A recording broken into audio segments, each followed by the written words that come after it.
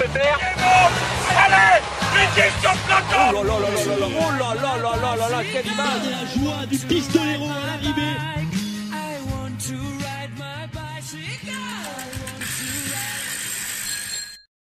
Eh bien bonjour à toutes et à tous et bienvenue dans ce nouvel épisode de Chasse Patate. Aujourd'hui on se retrouve pour parler des courses de la deuxième quinzaine du mois de février. Des dernières courses, il y en a eu pas mal qui se sont succédées ces dernières semaines.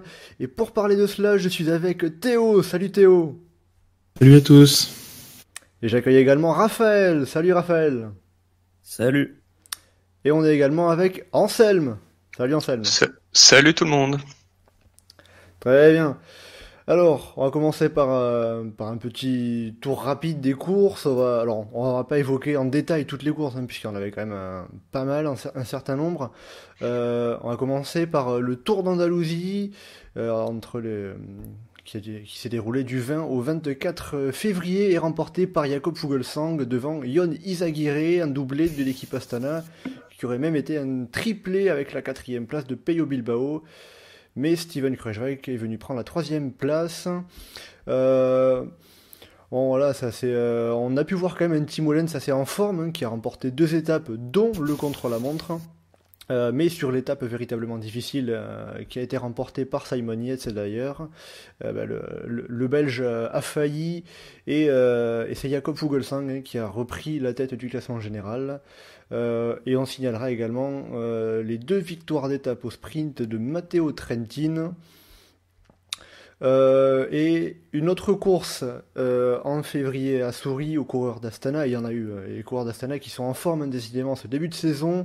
C'est le Tour La Provence avec la victoire de Gorka Izagirre. Gorka Izagirre qui n'a pas gagné l'étape mais qui a pris le maillot de leader sur la première étape en ligne après avoir réalisé un bon temps sur le contre-la-montre individuel des Saintes-Maries de la Mer. Les coureurs français, notamment Thibaut Pinot, ont été bien en vue, mais pas de victoire pour eux, avec toutefois une victoire pour Philippe Gilbert et Édouard Pradet sur les 2 étapes difficiles, et la dernière étape remportée par John Degenkolb au sprint. On signalera également le Tour du Rwanda remporté par Merawi Kudus, avec notamment la dernière étape remportée par le jeune Colombien Rodrigo Contreras.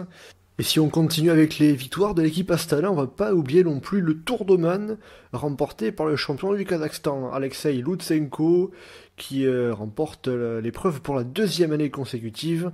Et cette année, il a même remporté 3 étapes, dont l'étape de la Green Mountain, où il est revenu dans les derniers mètres sur le français Fabien Grelier, qui avait pris l'échappée matinale. On a eu également sur cette course une victoire d'Alexander Christophe, une de Sonny Colbrelli, et la course est terminée par une victoire au sprint de Giacomo Nizzolo.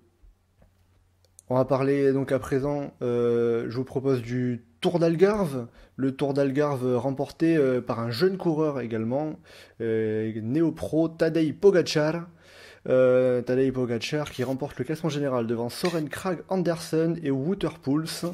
Et là, Pogačar qui a remporté l'étape difficile à Foya après le premier sprint remporté par Fabio Jakobsen.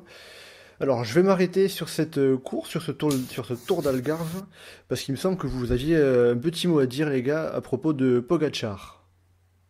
Ouais, moi j'ai trouvé ça quand même assez surprenant qu'il gagne déjà. J'avoue qu'en général, même si maintenant c'est un peu moins vrai, il y a eu quand même pas mal de jeunes coureurs qui mettent 1 an ou 2 à s'habituer au niveau pro pour vraiment performer, et lui, 2e course quasiment chez les pros et il gagne, donc ça va, c'est plutôt bien pour lui, et en plus il gagne très sereinement avec un très bon chrono. Je pensais pas qu'il allait être aussi fort sur le chrono, donc ouais, vraiment vachement impressionnant, et ça augure que du bon quoi pour le futur, surtout avec lui et l'autre de la Quick Step, Evenepoel, Remco Evenepoel. Et voilà, les 2, je pense qu'ils pourront faire mal pendant quelques années encore. Surtout, moi, ce qui m'a surpris, c'est qu'il gagne là. Alors que déjà, au Tour Down Under, il fait 14e, si je me souviens, et moi, je le vois 14e, je me dis, c'est pas mal pour un gars de 20 ans. Alors là, le voir gagner en Algarve, devant Poels, Henrik Mas, Kragh Andersen et tout, avec en plus une sérénité qui était quand même assez impressionnante. Enfin, il gère super bien la montée de Foya. Et pareil, à Maliao, il se fait distancer, il panique jamais et tout. Impressionnant, moi, je trouve. Et au passage, le contre-la-montre qui a été remporté par Stéphane Kung. On va quand même le signaler. Donc voilà, après sur ce tour d'Algarve, pas grand chose de plus à dire. Oh non. Très bien. Non, je pense aussi. Donc on continue ce tour des courses qu'on va pas forcément évoquer en détail. Et on va partir sur le Tour du Haut-Var. Tour du Haut-Var remporté par Thibaut Pinot et qui a vu la rentrée de Romain Bardet. Romain Bardet qui prend la 2e place au classement général devant Hugh Cartier et Alexis Vuillermo, tandis que Nicolas Hegdet prend la 5e place du général. Alors là, les écarts se sont faits un petit peu progressivement. On a eu la première étape remportée par Seb Van Mark devant un groupe d'une quinzaine de coureurs. Une première étape qui a fait parler un petit peu par sa descente du col du Tanneron, très dangereuse pour beaucoup, avec énormément de coureurs qui sont partis à la faute et pas mal qui s'en sont également pleins sur Twitter. La deuxième étape remportée par Giulio Ciccone. Et enfin la dernière avec l'arrivée au Mont Faron qui faisait son retour sur une course cycliste avec donc la victoire de Thibaut Pinot, 3 secondes devant Romain Bardet. Là sur ce Tour du Haut-Var, on va dire que Thibaut Pinot a véritablement confirmé sa rentrée, que voilà, maintenant il a les jambes, il est bien prêt pour la saison. Bah ouais, moi je suis assez d'accord là-dessus. Enfin, il a montré clairement qu'il était bien en jambes dès le début de saison. Après, pour revenir au Tour du Haut-Var en lui-même, déjà j'étais plutôt déçu qu'il n'y ait pas de couverture au niveau de la télé et de diffusion, parce que pour l'avoir suivi un peu via les lives écrits, ça avait l'air d'être comme une course assez mouvementée et agitée, donc c'est dommage. Après, je trouve ça bien que ça passe sur 3 jours. Généralement, ces dernières années, c'était souvent des courses qui pouvaient disparaître, raccourcir. Là, qu'on rajoute une étape, et en plus que l'étape ramène le Mont Faron, je trouve que pour le cyclisme français, c'est super.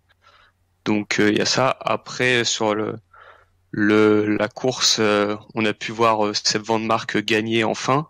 Ça faisait un petit bout de temps qu'il n'avait pas gagné. On lui reproche souvent ça. Bah là, il a réussi à régler le groupe. Après, Ciccone, j'étais agréablement surpris de sa victoire. Par contre, c'est dans le Faron où il m'a déçu. Je l'attendais un peu mieux parce qu'il a quand même pris un sacré tir. Après, ouais, bah Thibaut et Romain montrent que en ce début de saison, ils sont bien en jambes, et en espérant qu'ils soient également à la bataille plus tard dans l'année. Ouais, ce qui était marrant aussi, c'était après la descente du col du Tanneron, là, donc avec toutes les chutes. Bon, les chutes, évidemment, c'est pas marrant, mais Pierre Roland, quoi, ce qu'il a sorti sur Twitter, il faudrait neutraliser les courses. Ils auraient pu neutraliser la course au sommet du col. Enfin, c'était un peu ridicule quand même. Hein. Ouais, t'as un quoi d'ailleurs qui lui répond en disant qu'on aurait pu la neutraliser avant le col. C'est sûr que ça, c'est un débat qui a fait un peu jaser, quoi, parce que déjà d'une certaine manière, comment on peut décider que à partir de quand on déciderait que telle montée que telle descente on la neutralise, à partir de quels critères déjà ça, et puis après aussi d'une certaine manière, bon, ça aussi c'est vraiment trop dangereux, savoir descendre et savoir réussir à éviter les chutes, ça fait aussi partie de la course cycliste. Ouais, ça me rappelle un peu avec Matej Mohoric l'année dernière, des coureurs qui disaient qu'ils l'aimaient pas à cause de ça. Oui, parce que Mohoric, lui, il prend tous les risques en descente. Hein. Oui, voilà, il prend les risques, donc on l'aime pas, il pourrait ne pas prendre de risques. Ouais. Il fait comme il veut, quoi. Et c'est vrai que bizarrement, par exemple, là, pour revenir à ce genre de descente un peu dangereuse, quand Bardet avait gagné en 2016 son étape sur le Tour de France et qu'il part dans la descente de Domancy, que Nibali, Froome partent à terre, il me semble pas qu'il se plaignait qu'il aurait fallu annuler la descente, quoi que ce soit, quoi. Bah non. Un petit peu à géométrie variable, quoi. Nibali, ça aurait été un peu gonflé dans la mesure où des fois lui-même il fait ça, il essaye de pousser à la faute ses adversaires. Donc. Bon, Que ouais, lui se plaigne que Bardet ait fait la descente, ça aurait été vraiment gonflé quand même. on va dire sur le coup, c'était plus un peu un petit message d'énervement, peut-être aussi bien contre lui-même de la part de Pierre Roland. Mais le lendemain, il s'est quand même un peu repris puisque Vital Concept a tenté un joli team attack avec Vichot, Gauthier et Roland qui sont partis en échappée dès le début. Bon, ça a servi à rien entre guillemets au final puisqu'ils ont été repris avant l'arrivée. Mais voilà, ils ont fait parler d'eux. Et c'était peut-être plus ça au final peut-être l'intérêt de cette attaque groupée quoi. Bah disons qu'à 5 devant, c'était un peu voué à l'échec quand même. Oui, il y avait également Enfin, même- Goujard et un autre coureur. Oui, ouais, et il me semble que l'autre coureur en plus s'est vite relevé, donc c'était quand même pas. Enfin, c'était voilà, c'était difficile de réussir quelque chose comme ça. Il y en a qui disent que c'était un message pour ASO, pour dire regardez, on peut prendre les échappées, on va animer le Tour de France un petit peu aussi. Ça après. C'est quand même débile d'avoir recruté autant de bons coureurs. Je trouve. Genre, si la seule utilité qu'ils en font, c'est comment ça s'appelle, c'est de les foutre dans les échappées. Je trouve ça dommage par ça. Mhm. Bon voilà, du coup, on a fait un petit peu le tour de ce Tour du Haut-Var, si on peut le dire. Voilà, et donc à présent, ce que je vous propose, c'est de passer à la seule course World Tour de ce mois de février, qui est l'UAE Tour. Donc l'UAE Tour qui était la fusion du Tour de Dubaï et du Tour d'Abu Dhabi. Le Tour d'Abu Dhabi, hein, qui était déjà en World Tour, contrairement au Tour de Dubaï. Alors, l'UAE Tour donc, qui a été remporté par Primoz Roglic devant Alejandro Valverde et David Gaudu. Et ça, on va en reparler, il n'y a pas de problème. Avec donc une victoire d'étape pour Primoz Roglic sur la montée, le Jebel Jais. Roglic qui a pris la tête du général dès le contre-la-montre par équipe le premier jour. On a également des victoires au sprint. Et là, il y avait du monde de Gaviria, Ewan, Viviani et Bennett. Et on va finir avec la vraie montée difficile de ce tour, qui est la montée de Jebel Afit, qui a été remportée par Alejandro Valverde. Alors, la petite question que j'ai à vous poser pour commencer à parler de cette course. Bon, une petite question un petit peu polémique, on va dire. Il s'est pas passé grand chose quand même vraiment sur ce tour. Alors, est-ce qu'on peut pas dire que c'est la course World Tour la moins intéressante du calendrier? C'est pas facile parce que bon, la Cadel Evans Great Ocean Race, c'est pas ultra emballant non plus. Pareil pour le Tour Down Under. Puis cette année, c'était pas si dégueu que ça parce qu'on a quand même eu un peu de vent. Enfin, les bordures sur la première étape.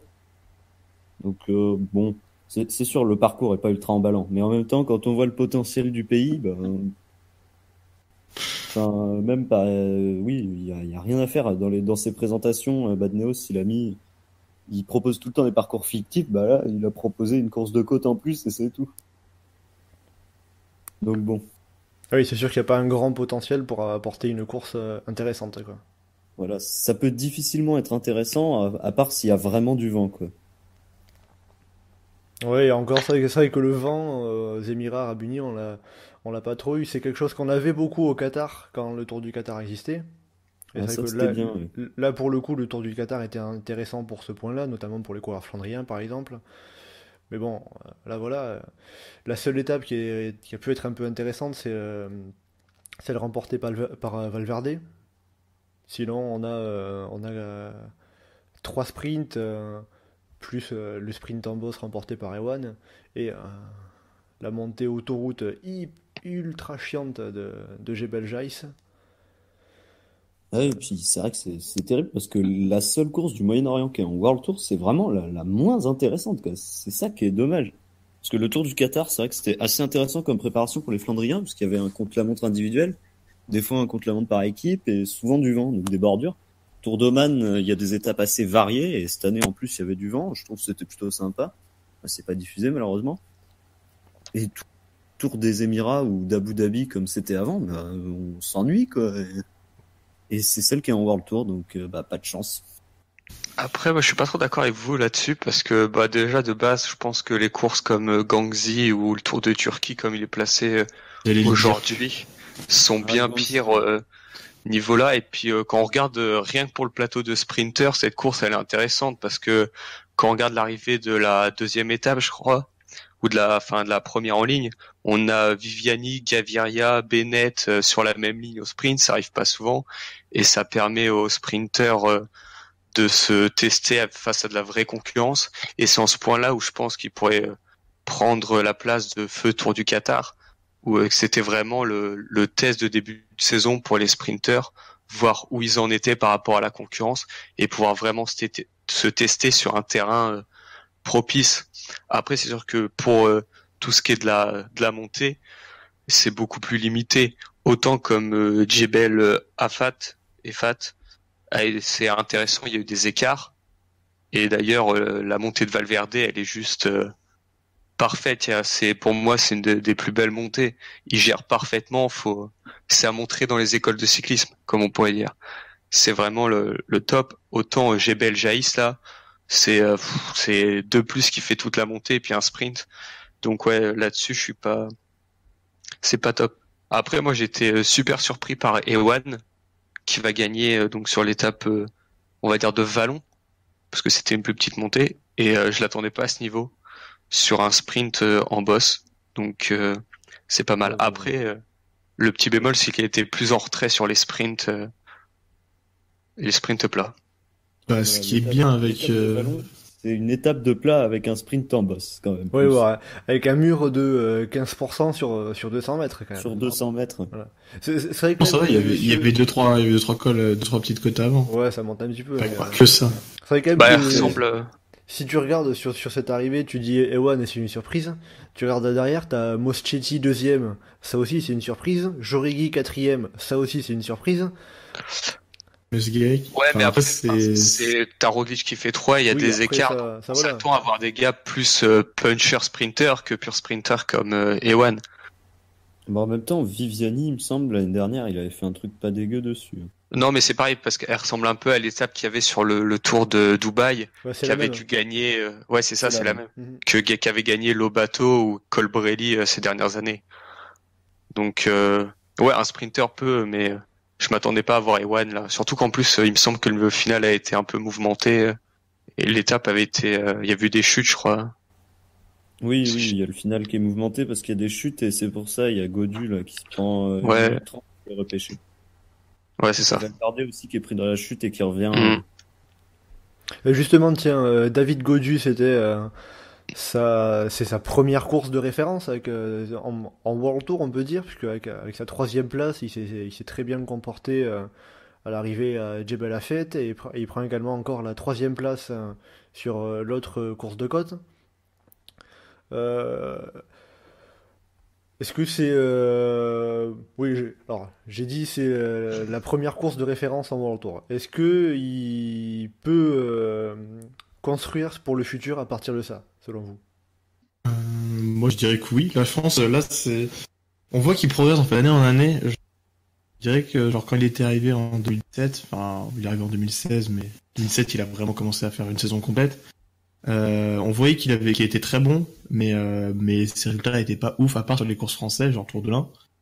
Après l'année dernière, il a réussi à faire une bonne place sur la Catalogne, il a fini 12e au général, donc c'est pas mal. Et en 2017, c'est vrai qu'il a été aussi sur la Flèche. Mais voilà, on voit qu'il progresse, et en tout cas en montagne. Et là, cette année, je pense que maintenant, on peut vraiment le considérer comme le deuxième leader, on va dire, de la FDJ. Ce sera, je pense. Après, je sais pas exactement quel est son programme, s'il va aider Pinot ou plutôt jouer sa carte, mais je pense que maintenant c'est la deuxième épée, on va dire, de l'attaque de la FDJ. Je suis assez d'accord sur l'idée que ce soit le deuxième leader de la FDJ. Par contre, sur sa progression, j'ai pas vraiment la même vision. 2017, je l'avais trouvé très costaud sur la Flèche wallonne, Milan-Turin aussi, où il fait 5e en 2017. Ouais, j'ai oublié Milan-Turin. Il m'avait impressionné justement sur plusieurs courses en 2017, mais que des courses où ça avait couru pas forcément ultra vite et ça s'était joué en course de côte ou des trucs comme ça. Par exemple, une arrivée du Tour de Catalogne où il est au niveau de quasiment des meilleurs, Contador, Valverde et tout. Et en même temps, on sentait qu'il avait du mal sur les courses où ça roulait fort et tout, qu'il avait pas encore trop de caisse. En 2018, il m'a un peu déçu sur beaucoup de courses en termes de résultats, mais on sentait à la fin de l'année qu'il avait la caisse pour encaisser. Et maintenant, justement, cette année, j'ai l'impression que vraiment, là, il a retrouvé à la fois les capacités de grimpeur qui m'avait impressionné en 2017 et en même temps la caisse qu'il a acquise l'an dernier et les deux réunis, forcément, maintenant, il peut briller un peu plus. En tout cas, Ouais, c'est pas faux. C'est pas faux. En tout cas, pour la caisse, ouais, c'est vrai que c'est pas faux on voit qu'il en a bien pris. Après, en 2017, pour moi, il a pas trop brillé en montagne. En fait, c'était pas les capacités de grimpeur qui lui ont permis de faire des bonnes places, c'était plutôt ses capacités de puncher. Et c'est là où je trouve qu'il a progressé, en fait. C'était plutôt dans la pure montagne, en fait, dans les vrais cols, où je trouve qu'il a progressé. En 2017, je crois qu'il y a une arrivée vraiment du Tour de Catalogne où il est impressionnant. Enfin, à 20 ans, il est quasiment avec les meilleurs. C'est à Loporte, je crois. Je crois que le nom de l'arrivée, c'est Loporte. Il est 7ème à 1 minute de Valverde. Ouais, voilà, donc c'est quand même très costaud sur Ouais. une grosse arrivée en côte. À 20 Ouais, ans. Oui, et puis c'est vrai que, comme tu avais dit, après le lendemain, ça avait roulé super fort et il avait pris cher. Il avait reculé au général. C'est vrai que là, on a pu voir un petit peu, il y a des moments où ça roulait un peu fort. Quoi. Il était dans le coup. Et cette année, voilà, là, Tour d'Abu Dhabi, justement, ça roulait fort. Avec en 2017-2018, jamais il aurait réussi à faire ce qu'il a fait parce que justement, il n'avait pas la caisse pour tenir quand ça roulait fort comme ça. Bah, je pense que là où il était rassurant, c'est surtout pour moi, c'est sur la dernière étape où c'est une montée qui lui convient pas vraiment parce qu'elle est pas très dure et hyper roulante. Et on voit que il tient sans problème et il arrive à faire le sprint en haut. C'est plus là où il rassure et il va pouvoir s'appuyer là-dessus, c'est que maintenant il a la puissance et la force nécessaires pour pas être en difficulté sur les pourcentages les moins durs. Donc moi je pense que ouais, ça va être de quoi appuyer peut-être pas sa carrière, mais son année, il va pouvoir l'appuyer là-dessus et se lancer avec de la confiance sur ses prochains objectifs. En tout cas, du coup, on peut dire que ça ne peut laisser présager que d'une très belle année pour David Gaudu. Et pourquoi pas des victoires en World Tour. On n'attend plus que ça maintenant de sa part. Bon, voilà, du coup, pour ce tour du AE, on a évoqué un petit peu tous les sujets, puisqu'on a parlé un petit peu des sprints également, puisque c'est vrai qu'il y avait une grosse densité de sprinters présents. Hein, voilà. On a eu Gaviria, Viviani et Bennett qui ont gagné au sprint, mais voilà, c'était pas les seuls présents. Christophe, il y avait Kittel d'ailleurs qui a pas gagné. La seule un peu déception, on va dire, parmi les très grosses. Et sinon il y avait Cavendish, mais bon, on en attend plus grand chose, quoi. C'est vrai que Christophe, oui, ce qui était pas mal, c'était de le voir lancer les sprints pour Gaviria. Lancer, ouais. Et c'était un très très bon lanceur. Ouais. Ouais, il fait des trop gros sprints sur la dernière étape. D'ailleurs, il doit finir dans le top 5, je crois. Oui. Parce que même Ewan n'est pas capable de le remonter. Donc ouais, niveau... C'est ça, ouais. 4, ouais. 4, sur la dernière étape, Gaviria et lui sont assez loin. Et ils remontent ces gros sprints. Donc, ouais, je m'attendais pas à le voir lancer Gaviria. En plus, moi, j'avais peur vraiment qu'il n'y ait pas une super entente. C'est vrai que c'était un des doutes qu'on avait en voyant Gaviria et Christophe. Comment ça allait se débrouiller, et là on a déjà un début de réponse en tout cas. Après, Christophe ayant chuté sur la course précédente, c'était à Oman, je crois. Donc ça l'a peut-être... c'était plus facile, je pense, de le convaincre de faire le taf. Mais ouais, le premier essai est concluant pour ce train. Voilà, en tout cas, ça c'est sûr. Hein. Sinon, il y a quand même, sur une course comme ça, ultra plate et tout, on pouvait s'attendre à voir de quoi était capable Jakub Mareczko. Et bah, on l'a pas beaucoup vu, quoi. Oh, toutes les étapes n'étaient pas plates. Tu regardes il y avait des côtes des fois. Donc trop dur pour lui. Ouais, ça dépassait les 3%, c'était fini pour lui. Il y avait quand même des étapes plates comme la main. Ouais, le chrono par là, équipe. il a pas réussi à nous sortir des sprints intéressants. C'est vraiment dommage parce que je pense que c'était vraiment une course, ouais. Il a fait un top 10. Hein. Voilà, Ouais, mais depuis, hormis Deux top la 10. première étape du Down Under, où il fait podium, c'est limité pour l'instant. Ouais. Oui, Après- alors que sur le Giro, par exemple, l'an dernier, les premières étapes en Israël, qui étaient justement toutes plates, il fait 2e derrière Viviani et 4e derrière Viviani, Bennett et Modolo. Donc, on pouvait s'attendre peut-être à le voir faire quelque chose d'intéressant sur des étapes toutes plates à Abu Dhabi, et finalement, non. Bon, c'est sûr qu'en même temps, comme c'est un des seuls sprinters de l'équipe CCC, il est un petit peu attendu au tournant et voilà, il n'a pas forcément le niveau pour, en tout cas, on peut dire ça. Encore une petite chose à ajouter sur ce Tour des Émirats? Non, je pense qu'on a fait le tour. Ok, très bien. Alors à présent, ce que je vous propose, c'est de passer. On va partir du côté de la Belgique, on va revenir un petit peu par chez nous, et on va aller parler du week-end d'ouverture, puisque c'était l'ouverture du calendrier belge avec l'Omloop et Nieuwsblad ce samedi 2 mars, et Kuurne-Bruxelles-Kuurne le lendemain, le dimanche 3 mars, avec une razzia, on peut le dire, de la De Koning Quick-Step, avec Zdenek Stibar sur l'Omloop et Bob Jungels sur Kuurne. Les deux ont été impressionnants. Bon, peut-être surtout Bob Jungels sur Kuurne. Mais là, on sent que De Koning, la perte de Terpstra, c'est une goutte d'eau dans le vase, ça change rien, quoi. Ils n'ont rien à faire. Ouais, ils ont été très impressionnants. Avec, en tout, ils ont quand même sur les épreuves, ils ont fait 6 top 10. Ce qui est plutôt bien, avec 5 coureurs différents, si je dis pas de conneries. Oui, il y a que Yves Lampart Donc, qui est 7ème qui est dans les deux. Et 5ème. Donc ouais, on voit la densité, quoi. Clairement, hashtag densité là. L'année dernière, au moins ils les avaient laissés les 2 premières classiques à d'autres équipes. Non, mais c'est ce que je disais tout à l'heure, c'est cette année ils ont gagné les 2 premières et puis c'est tout. Ouais, Je vois pas que. par contre, ils vont pas gagner no Kere course. Non mais Stibar, vu la forme qu'il tient là, en vrai, il y a moyen qu'il fasse une très très grosse campagne. Hein.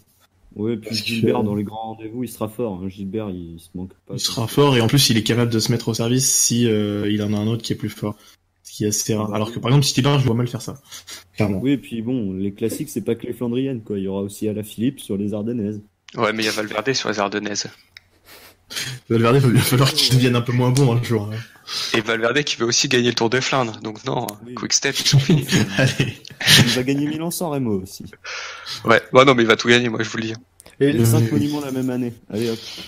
Et le Ouais. pire quand même pour De Koning Quick-Step, c'est que là ils font une razzia sur ces courses belges, on sent qu'ils sont en forme de ce début de saison, mais c'est quand même pas eux qui sont devant au classement des victoires, ils sont devancés par Astana qui en est à 15 victoires. Il y a un duel Et il y a Mitchelton aussi, je crois. Mitchelton, ouais, qui sont en 11, Mitchelton. après je sais pas si... faut voir après en enlevant les champions nationaux, mais ça fait quand même beaucoup également. Là, de Koning comme Astana, ils sont quand même bien lancés. Hein. Ça c'est sûr. Même si Astana, c'était pas sur les classiques flandriennes. Bon, sinon, pour revenir aux flandriennes, là. Bon, ouais, du coup, De Koning Quick-Step, ils sont quand même à 13 victoires pour l'instant. Et c'est quand même pas les premiers, mais là, on sent que vu comment ils sont partis sur les flandriennes, on va pas les arrêter. Hein. Bah j'en ai bien peur, ouais. Enfin, moi il m'énerve déjà parce que ça gagne trop. Ils avaient déjà gagné beaucoup l'année dernière et bah ils sont repartis sur les mêmes bases. Malgré la perte de Gaviria. Donc, pour ceux qui les aiment, ça va être une chouette saison. Pour les autres, tant pis. Attention.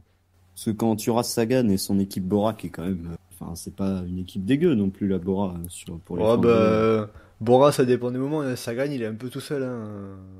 Bon, on a vu Daniel Loss, là, il était quand même bien costaud, sauf sur la... C'était où? C'était sur le comment ça s'appelle?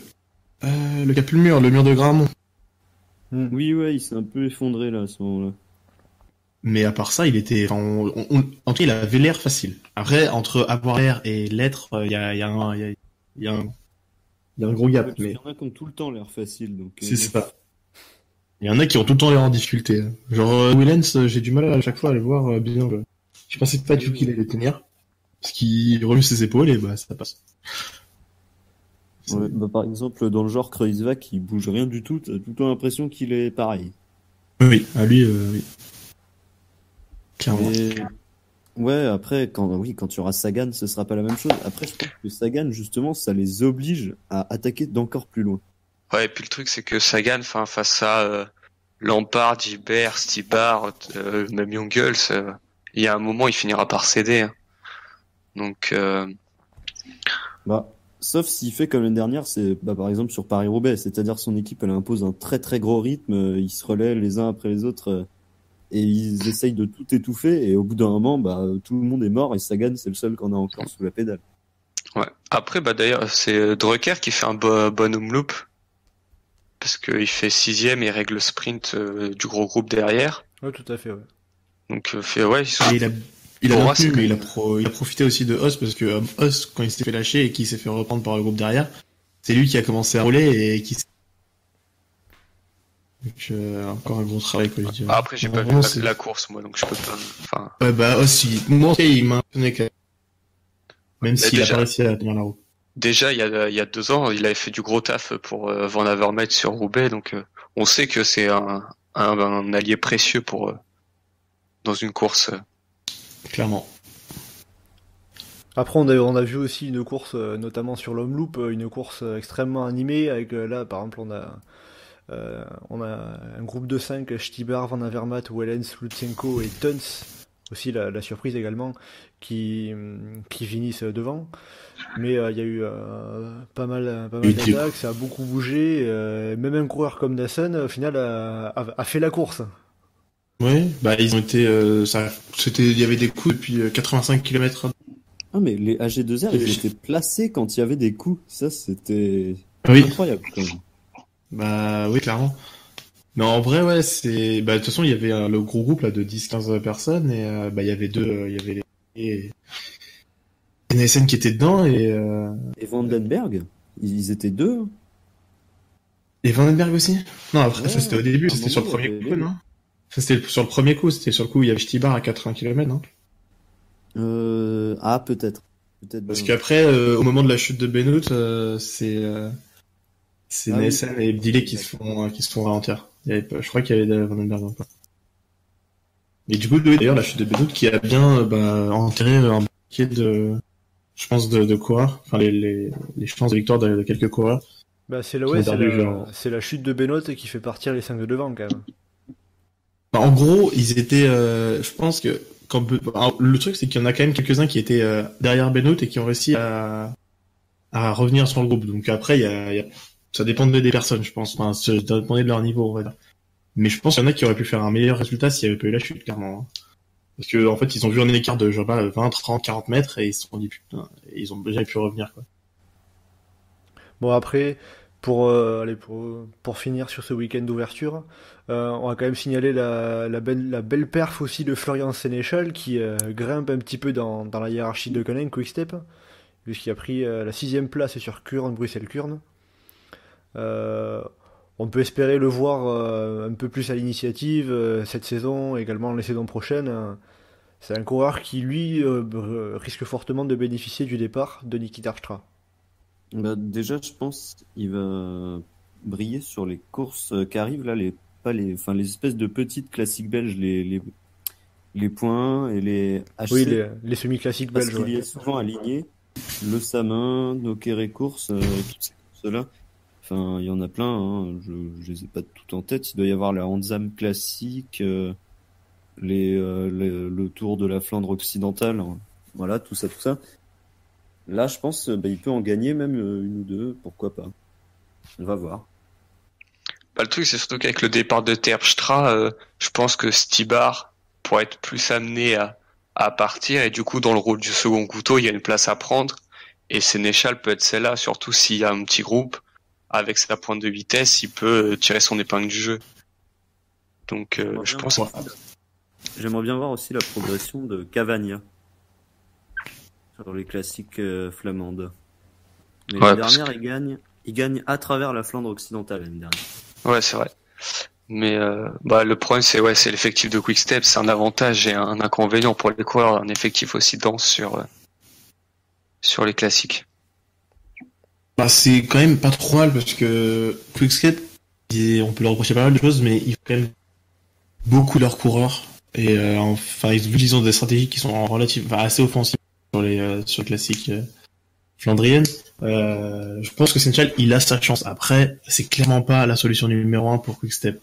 Je pense que Lampard, Stibar et Gilbert sont devant.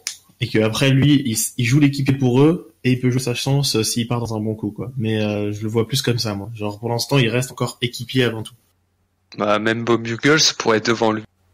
Bob Bugles, qui sont même plus à l'aise maintenant sur les classiques que sur les grands tours, hein, parce qu'au début, il faisait des top 10 sur le Giro et des maillots blancs, mais pourtant, il a envie de viser les grands tours en particulier. C'est ça qui est encore plus paradoxal, quoi. Bizarre. Après, ça me surprend pas du tout de le voir aussi bon, hein, Bob Bugles, parce que quand il était jeune, je crois qu'il avait gagné le Paris-Roubaix Espoir. Donc, ouais, c'est ça, ouais. Donc ça moi, Et aller chez Trek disait que ce serait le successeur de Cancellara. Oui, voilà, moi, en fait, quand il est arrivé, je le pensais comme ça, en fait. Je le pensais vraiment rouleur, pur rouleur, bon gros bourrin et tout. Et c'est après qu'il s'est muté en grimpeur, quoi. D'ailleurs, en parlant de Trek, ils sont un peu... Enfin, moi, ils m'ont déçu, là, quand même, sur les 2 premières Flandriennes. Que ce soit Pedersen ou Stuyven, c'était très décevant. Bah, Stuyven, déjà, a pas fait Kurn. Il me semble qu'il a chuté sur l'Homme-Loop. Et c'est pour ça qu'il était pas même sur Kurn. Ou alors qu'il était malade, mais invisible. Et Pedersen, après Pedersen, il me semble qu'il a commencé la saison un peu en surpoids. Donc, ouais, il avait l'air un peu en surpoids sur la il a dû prendre près de Bettencourt. Le syndrome Bettencourt, ouais. Mais, bizarrement, sur l'Algarve, il a quand même fait une 7ème place sur le chrono, donc il était pas en surpoids, mais il avait la puissance, quoi. Donc c'est peut-être pas que ça. Ouais, bah, à Kurn, ils font 14 avec Edward Tuns, la Trek, mais c'est De Jong qui était pas très content des coureurs qu'il avait fait savoir. Ouais, et qui était un peu dépité avant le départ de Kurn et qui s'attendait pas à grand chose. Ouais. En même temps, quand t'as une équipe ambitieuse comme celle-là, t'es forcément un peu déçu. Ouais, mais pour un coureur, avoir ton directeur sportif avant la course qui te dit qu'en gros, bon, bah, vas-y, roule, de toute façon, tu vas rien faire. Non, c'est un peu l'ambiance. Bon, du coup, on a fait le tour de l'Omloop News-Lad et de Kurn Bruxelles-Kurn, à moins que vous ayez un petit truc à rajouter pour finir, ou... Bah, il y a Owedou qui a été plutôt une satisfaction. On parlait un petit peu vite fait, parce qu'il a quand même réussi à faire 2ème, et même sur l'Omloop, on voit qu'il avait pas mal travaillé. Et là, bah, il a joué sa carte personnelle, et on voit que ça, c'est plutôt bien, moi je suis plutôt content. Mais voilà, c'est juste un petit coup de cœur perso, quoi. Ok, très bien. Bon, et du coup, on va finir ce podcast par les boucles Drôme-Ardèche, en prenant dans l'ordre chronologique d'abord la classique de l'Ardèche, samedi remportée par Lilian Calmejane qui avait attaqué au sommet de la dernière difficulté, au sommet de la côte du Val d'Enfer. Il a fait la descente, et c'est là qu'il a fait le trou, alors qu'Alexis Vuillermoz avait fait la montée seul en tête. Et Vuillermoz, lui, a pris sa revanche le lendemain sur la Drôme classique, puisqu'il s'est imposé après être sorti tout seul dans la côte du Haut-Livron. Ça avait pas mal bougé dans le final. On a vu notamment une attaque de Romain Bardet dans le mur d'Alex. Puis ça s'était regroupé, et pas mal de mouvements jusqu'à cette côte du Haut-Livron.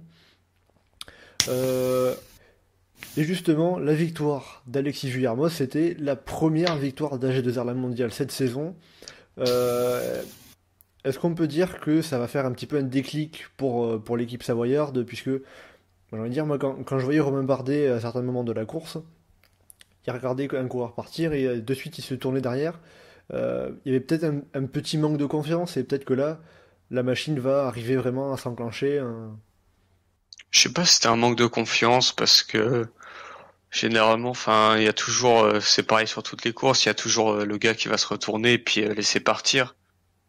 Donc, et puis, bon, on savait, enfin, ils avaient pas encore gagné, mais on se doutait que ça allait pas tarder, notamment sur les courses comme ça, à ce profil. Là, à la rigueur, c'est au sprint qu'ils ont un problème au niveau du sprint, mais pas au niveau du puncher grimpeur. Donc, je pense pas que ce soit qu'il y ait comment dire, un complexe d'infériorité de la part de Bardet ou de gars comme ça. Surtout que Villermoz a montré qu'il était très fort, hein, autant sur l'Ardèche que sur la Drôme. Dans les bosses, il fait des grosses montées avec des gros efforts, et donc il montre qu'il est bien en forme. À la rigueur, c'est plus la FDJ qui a pas très bien couru, je trouve.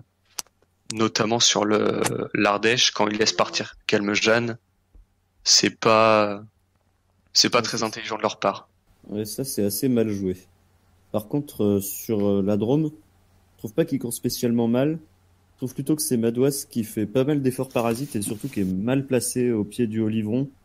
Et c'est vraiment dommage parce que c'est là-dessus qu'il se fait avoir parce qu'il a un petit retard sur Villermo. Et à la relance, bah, du coup, il prend 10-15 mètres et après, au sommet de cette bosse-là, en général, c'est très difficile de rattraper un tout petit retard. Ouais, surtout qu'on sent en haut, il est cuit, il n'arrive pas à faire le sprint pour boucher le trou sur Villermoz. Oui, bah, la relance, justement, Ouais, il est un peu court. C'est vrai que ça se joue Alors pas mal que là-dessus, hein, sur cette course, avec par exemple Dumoulin qui avait gagné comme ça quand il l'avait emporté. Donc voilà. Ah, si t'es pas dans la roue, après, dans la descente, tu reviens pas, généralement. Oui, c'est oui. très compliqué.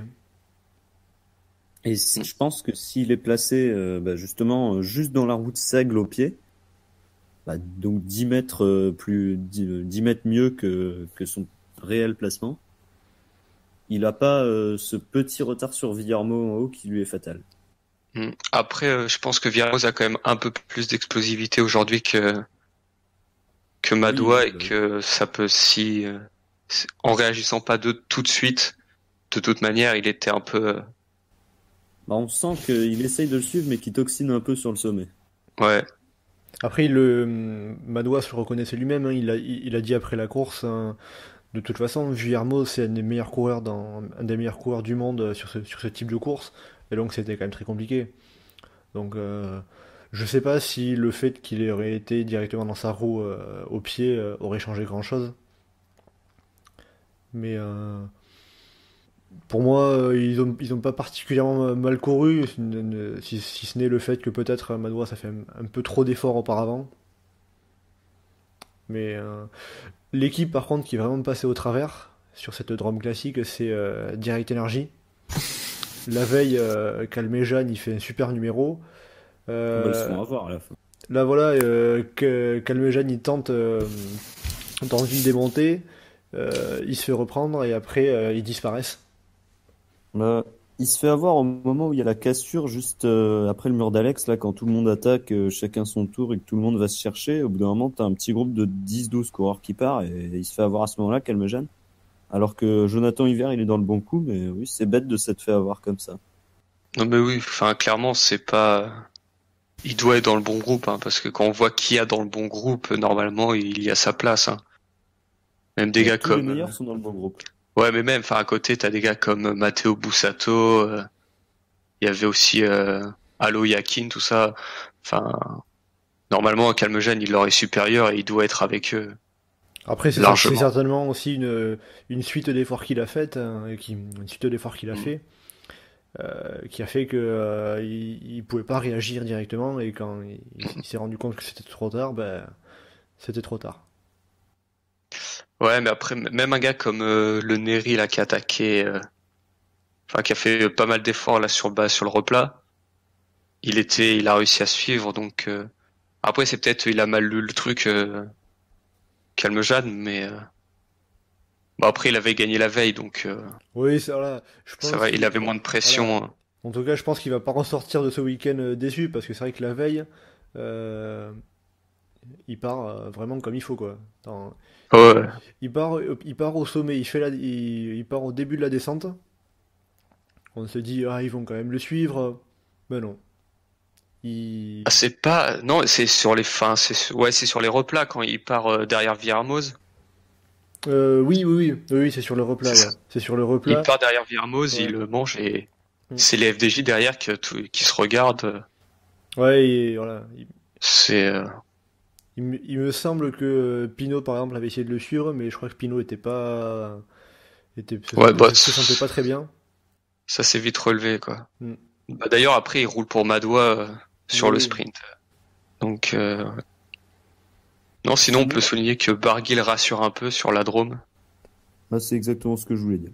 Ouais, parce que en Ardèche, bah, il chute, mais je l'avais trouvé un peu nerveux parce qu'il s'énerve vite sur le coureur qui était tombé devant lui.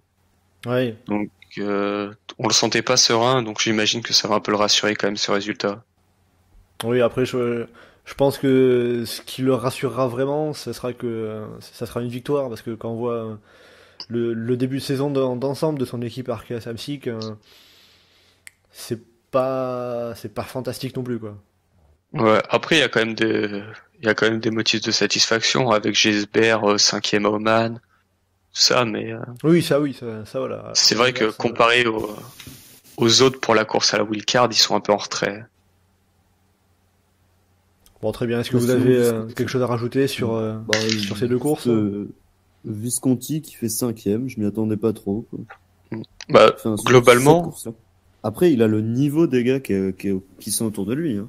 ouais, mais globalement, la Neri fait une jolie course, hein, parce que dans le dernier groupe là d'une trentaine, on en retrouve 4, je crois. Ils étaient Donc, ils étaient bien nombreux, ouais. représentés, hein. Donc non, ils m'ont agréablement surpris, ouais. Et Visconti, donc il fait 5e, et pour les Strade Bianche, d'ailleurs, j'attends de voir parce que il est toujours très bon sur cette course. Ouais, bah il a le profil pour performer, hein. Ouais, il est toujours, l'année dernière quand même, 5e, hein. il est carrément apocalyptique et il fait 5e, il bat Stibar, Sagan, hein. Non, mais ouais, c'est sûr qu'il a. J'ai l'impression que c'est vraiment sa course. D'ailleurs, je crois que c'est celle qui rêve de gagner le plus. Bah après, il a vraiment le profil pour ce type de course, hein. Que ce soit assez accidenté sans être trop Après, c'est une course où t'as beaucoup de profils, et c'est ça qui est aussi bien avec les Strade. à l'estradé, ouais. Bah c'est la prochaine grosse course du calendrier, hein. Oui. Donc On ouais, va non. faire on va faire moitié une preview, tu vas voir. Quand on regarde le top 10 rien de l'année dernière, enfin, il y a des profils de coureurs tellement différents. Ouais, bah, mais encore une fois, c'est Bardet, la- Van Aert, Valverde, Visconti, Powers, Stibar, Sagan, Seri, Mühlberger. c'est tous des gros leaders, des gros coureurs, mais pas dans les mêmes registres, c'est sûr. Bah ouais. Mais bah, comme l'année dernière, par contre, le problème ce sera la couverture télé qui prendra assez tard dans la course encore. Ça, oui, c'est toujours quelque chose qu'on peut déplorer. Après, malheureusement, On a quoi? On a les 40 derniers, quand kilomètres. Un truc comme ça, ouais. Ouais, Mais mais enfin, on a le dernier des Voilà. gros. voilà, ouais. il va manquer les principaux secteurs en terre, et après, voilà, c'est souvent un peu souvent un peu une question, On a un quand même problème de... la Santa Maria, enfin le secteur Cancellara chaque année. On l'a en intégralité. Que c'est celui-là le plus beau à chaque. Mais c'est vrai que souvent on loupe le San Martino Ingragna et ça c'est vraiment dommage. Bon, après l'année dernière c'était un peu spécial parce que déjà les conditions étaient terribles et puis la Sky ils avaient fait tout exploser direct. En tout cas, une jolie course en perspective. On verra si ça sera aussi passionnant cette année. De toute façon, si c'est pas sélectif, s'ils arrivent à 30 coureurs dans la petite descente, là, ça va être compliqué. Bon, sinon, pour les boucles Drôme-Ardèche, on a fait le tour du sujet un petit peu, donc voilà, avec l'ensemble un petit peu de ce qui s'est passé. Voilà, même si c'est vrai qu'on a eu une course, peut-être des courses un petit peu moins animées que par le passé, mais c'était quand même relativement intéressant, notamment le final de la Drôme classique, qui a été assez animé avec pas mal de tentatives. Bon, et bien voilà, du coup, on arrive donc à la fin de ce podcast. Voilà, donc on va se retrouver très très prochainement, très rapidement pour une nouvelle émission, puisque là, on arrive en mars et on va arriver sur l'Estrade Bianche, en effet, comme vous en avez parlé il y a quelques instants, sur Paris-Nice, sur Tirreno Adriatico, et ça sera le mois du premier monument de la saison, Milan-San Remo. Ben voilà, du coup, il nous reste juste à vous souhaiter une bonne journée. Et on se donne rendez-vous donc pour ce prochain podcast. Et à bientôt. À bientôt. Chaud.